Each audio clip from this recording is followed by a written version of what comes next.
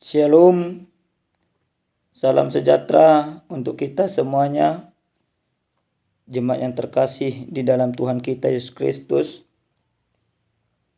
Kita akan mendengarkan kebenaran firman Tuhan. Tetapi kita terlebih dahulu bersatu dalam doa, kita berdoa. Kami bersyukur Tuhan untuk segala kebaikan Tuhan dalam hidup kami. Saat ini Tuhan, kami akan mendengarkan firman Tuhan. Biarlah kiranya Tuhan menyertai kami, dan firman-Mu menguatkan kehidupan kami. Dalam nama Yesus kami berdoa. Amin. Bapak Ibu yang Tuhan kasihi, juga yang saya kasihi, kalaupun suara saya benar-benar agak serak pada saat ini, itu dikarenakan ada gangguan pada kerongkongan saya, kurang sehat. Tapi saya percaya kasih Tuhan akan senantiasa menyertai kita, dan pertolongan Tuhan akan senantiasa memampukan kami sebagai hamba-Nya untuk tetap memberitakan firman Tuhan. Seperti yang dikatakan oleh Tuhan Yesus melalui Paulus, bahwa siap sedialah memberitakan firman, baik atau buruknya keadaan. Oleh karena itu kita akan tetap mendengarkan kebenaran firman Tuhan yang tertulis dalam kitab Mazmur pasal 4 ayat pertama sampai dengan ayat yang ke-9. Kita baca secara bersama-sama demikian firman Tuhan. Untuk pemimpin biduan dengan permainan kecapi, Mazmur Daud. Apabila aku berseru, jawablah aku, ya Allah, yang membenarkan aku. Di dalam kesesakan Engkau memberi kelegaan kepadaku. Kasihanilah aku dan dengarkanlah doaku. Hai orang-orang, berapa lama lagi kemuliaanku dinodai? Berapa lama lagi kamu mencintai yang sia-sia dan mencari kebohongan? Ketahuilah bahwa Tuhan telah memilih baginya seorang yang dikasihinya. Tuhan mendengarkan apabila aku berseru kepadanya. Biarlah kamu marah, tetapi janganlah berbuat dosa. Berkata-katalah dalam hatimu di tempat tidurmu, tetapi tetaplah diam. Persembahkanlah kurban yang benar dan percayalah kepada Tuhan. Banyak orang berkata, siapa yang akan memperlihatkan yang baik kepada kita? Biarlah cahaya wajah-Mu menyinari kami, ya Tuhan. Engkau telah memberikan sukacita kepadaku, lebih banyak daripada mereka ketika mereka kelimpahan gandum dan anggur. Dengan tentram aku mau membaringkan diri lalu segera tidur. Sebab hanya Engkaulah ya Tuhan yang membiarkan aku diam dengan aman. Demikian pembacaan sabda Tuhan. Saudaraku yang dikasihi Tuhan kita Yesus Kristus, saya pernah mempunyai sebuah pengalaman hidup, yaitu merasakan tekanan yang begitu dalam. Hal itu terjadi yaitu pada tahun 2020 tepatnya. Ketika COVID-19 masih mengendalikan dunia ini, termasuk Indonesia. Maka pada saat itu saya sakit tenggorokan, seperti dikatakan hampir sama seperti ciri-ciri COVID. Tapi ada ketakutan atau tekanan tersendiri. Kenapa? Karena kalau saya pergi ke rumah sakit, pasti dia katakan COVID. Jadi mau tidak mau, setuju atau tidak setuju, saya bersama dengan istri harus berobat sendiri. Di rumah, memakan makanan yang bergizi. Walaupun memang kami tidak tahu pastinya penyakit apa yang terjadi. Tapi di dalam ketertekanan itu, Di dalam sakit penyakit itu, kami senantiasa berserah sepenuhnya kepada Tuhan. Ada keyakinan kami bahwa pertolongan Tuhan akan tetap nyata. Dan benar saja Bapak Ibu, pertolongan Tuhan memang tidak langsung terjadi sekejap. Tapi oleh karena upaya yang kami lakukan sehingga kami dapat memperoleh kesembuhan. Nah, tentu hal itu bisa juga terjadi mungkin kepada Bapak Ibu semuanya. Ada tekanan, ada tantangan, ada persoalan yang menyesakkan hati, yang menekan jiwa, yang membuat kita mungkin hampir berputus asa. Tetapi apapun yang terjadi, kita harus tetap berserah sepenuhnya kepada Tuhan, berseru kepada Tuhan, dan percayalah bahwa pertolongan Tuhan akan tetap Tuhan nyatakan kepada para hamba-Nya. Nah, jemaat yang dikasihi Tuhan kita Yesus Kristus, dalam kebenaran firman Tuhan ini, judul perikop sebenarnya dikatakan doa pada malam hari. Sebuah doa yang disampaikan oleh pemazmur, dalam hal ini Daud, di mana Daud merasakan ketertekanan dari orang-orang yang tidak menyukainya. Maka dikatakan oleh para penafsir kitab Mazmur bahwa yang menekannya pada saat itu salah satu anaknya. Anaknya ingin mengkudetanya, anaknya ingin menghabisinya. Nah, Daud tidak mau berkelahi dengan anaknya. Maka dia menyingkir. Dia mencoba melarikan diri. Dia mencoba untuk tidak bentrok dengan anaknya. Tapi walaupun dia menyingkir dari anaknya, tapi dia percaya Tuhan akan senantiasa melindungi dia. Maka apa yang dia katakan di dalam ketertekanannya? Dia berseru, dikatakan di dalam ayat kedua, apabila aku berseru, jawablah aku. Ya Allah yang membenarkan aku, di dalam kesesakan Engkau memberi kelegaan kepadaku. Kasihanilah aku dan dengarkanlah doaku. Dia tidak meminta pertolongan kepada raja-raja lain yang mungkin pasti mau bekerja sama kepadanya. Karena memang pada saat itu Daud seorang raja yang sangat berkuasa, yang sangat ditakuti oleh raja-raja lain. Tapi dia tidak mau bekerja sama dengan mereka. Dia tetap memasrahkan hidupnya. Dia hanya berseru kepada Tuhan. Dia yakin bahwa pertolongan Tuhan itu benar-benar nyata. Nah, di dalam ketertekanan itu, ketika pemazmur, dalam hal ini Daud berseru kepada Tuhan, maka dia merasakan ketentraman. Ketentraman bukan berarti karena tidak ada masalah. Ketentraman karena dia menghadirkan Tuhan di dalam hidupnya. Dia melibatkan Tuhan di dalam hidupnya. Yang pasti ini hal yang begitu menarik.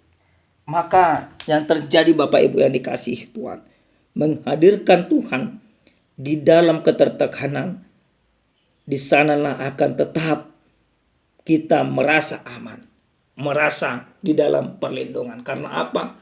Karena ada keyakinan yang begitu luar biasa kepada Tuhan. Bapak Ibu yang dikasihi Tuhan kita Yesus Kristus, dari sabda Tuhan ini, tema yang sampai kepada kita di dalam Minggu Misericordias Domini, dikatakan cahaya wajah Tuhan menyinari kita. Apa yang mau kita lihat dari firman ini? Yang pertama Bapak Ibu yang dikasihi Tuhan, kita tidak bisa pungkiri, kita tidak bisa hindari, dan kita tidak akan pernah ada yang meminta supaya persoalan datang. Tapi karena kita tidak meminta itu, dan persoalan itu mungkin datang, tapi kita hanya bisa meminta kepada Tuhan, yaitu pertolongan daripada Tuhan. Yang artinya Bapak Ibu yang dikasihi Tuhan, persoalan boleh-boleh saja datang, tapi melibatkan Tuhan, bekerja di dalam perlindungan Tuhan, menghadirkan Tuhan di dalam pertolongan itu, justru akan memberikan kelegaan kepada kita. Jadi wajah Tuhan akan senantiasa menyinari kita. Penyertaan Tuhan akan tetap nyata bagi kita, sekalipun itu di dalam persoalan. Yang kedua, Bapak Ibu yang dikasihi Tuhan, dari firman ini kita mau melihat bagaimana sebuah keyakinan benar-benar dipertunjukkan oleh pemazmur, dalam hal ini Daud. Keyakinan kepada Tuhan.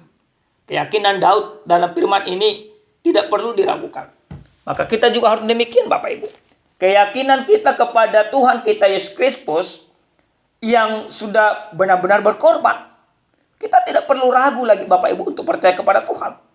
Kita sudah lihat, kita sudah saksikan, kita sudah imani, bahkan kita sudah menerima keselamatan yang telah diberikan oleh Yesus Kristus. Maka apa yang harus kita ragukan sekarang ini, Bapak Ibu? Hal yang sangat konyol kalau masih ada orang-orang Kristen yang ragu akan pertolongan Tuhan. Karena kita tahu Tuhan tidak hanya menolong kita di dalam kesesakan. Bahkan Tuhan mau berkorban bagi kita ketika kita tersesat. Sekali lagi, Tuhan tidak hanya menolong kita, tapi Dia mau berkorban, mengangkat kita, menolong kita di dalam kesesakan, di dalam persoalan yang kita hadapi. Ketika kita tidak mampu menghadapi persoalan itu, yaitu dosa, maka Tuhan ikut campur tangan, sehingga kita semuanya diselamatkan, dimenangkan. Nah, Bapak Ibu yang dikasihi Tuhan, yang terakhir sekali ada sebuah cerita. Ada dua orang penumpang pesawat salah satu penerbang internasional. Di dalam pesawat ini ada seorang orang Kristen, penumpang yang berdua, satu kursi ini satu orang Kristen, satu orang yang tidak Kristen. Maka seorang Kristen ini, mulai dari pesawat ini terbang, dia selalu membaca Alkitab. Yang di sampingnya selalu memperhatikannya penerbangan, karena mereka menuju dari Indonesia ke Amerika, penerbangan beberapa jam. Maka yang di samping orang Kristen ini bertanya, "Bapak orang Kristen?" Dikatakan iya. "Bapak lagi membaca Alkitab, kitab suci Bapak?" Benar. Lalu orang yang di sampingnya berkata, "Pak, bagaimana mungkin Bapak percaya kepada apa yang tertulis dalam Alkitab? Apakah memang Bapak bertemu secara langsung kepadanya?" Tidak. Lalu dikatakan lagi, "Bagaimana Bapak bisa percaya kepada yang tidak pernah Bapak lihat secara langsung? Sedangkan yang Bapak lihat pun, yang Bapak kenal pun, bahkan saya percaya Pak," katanya. "Saya percaya pasti ada orang dari keluarga Bapak atau dari rekan Bapak yang pasti pernah mengecewakan Bapak." Memang betul, kata orang Kristen ini. "Lalu bagaimana Bapak percaya dengan yang tertulis di dalam kitab Bapak? Sementara Bapak tidak pernah berjumpa. Orang yang bertemu dengan Bapak sekalipun pernah mengecewakan Bapak. Orang yang mengenal Bapak sekalipun pernah mengecewakan Bapak." Tanya. Lalu apa yang dijawab oleh orang Kristen ini?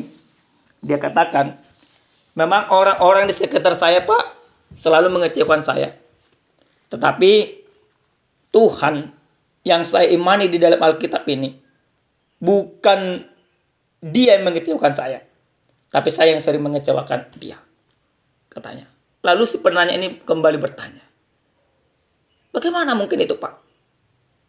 Seakan-akan omongan Bapak itu tidak masuk akal, katanya. "Kenapa begitu yakin Bapak percaya dengan apa yang tertulis di Alkitab Bapak? Bapak nggak pernah bertemu.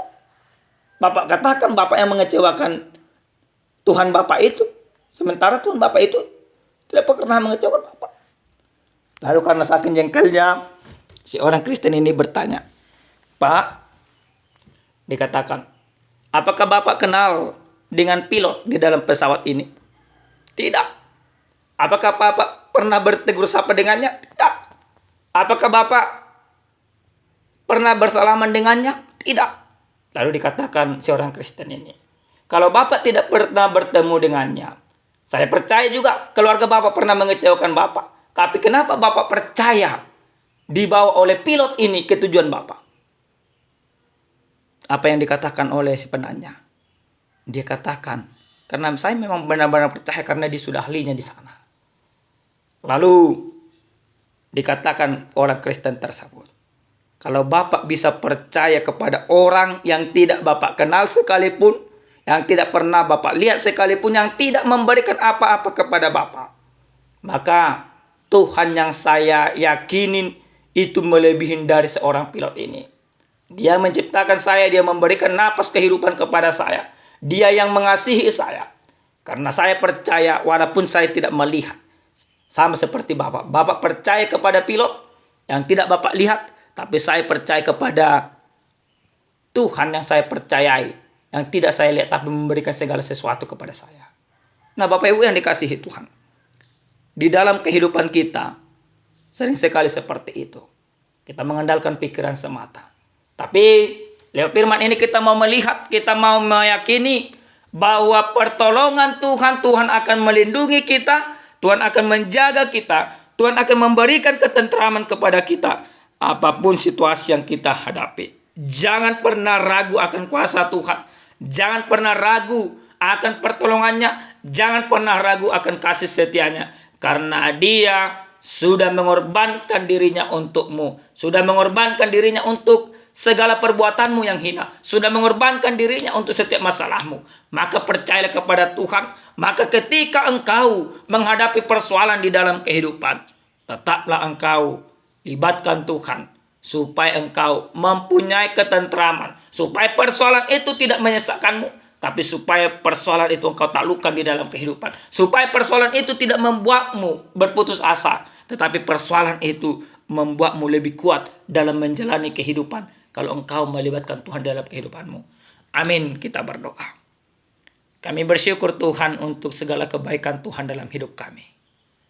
Kami bersyukur untuk firman Tuhan. Kami mau berseru kepada Tuhan. Biarlah kiranya Tuhan senantiasa menyertai kami. Kami percaya Tuhan, ketika Tuhan ikut campur tangan dalam menjalani hari-hari kami, dalam menghadapi masalah kami, maka kami akan kuat. Terima kasih Bapa. Dalam nama Yesus kami berdoa. Amin. Salam sejahtera Bapak Ibu. Tuhan Yesus memberkati. Shalom.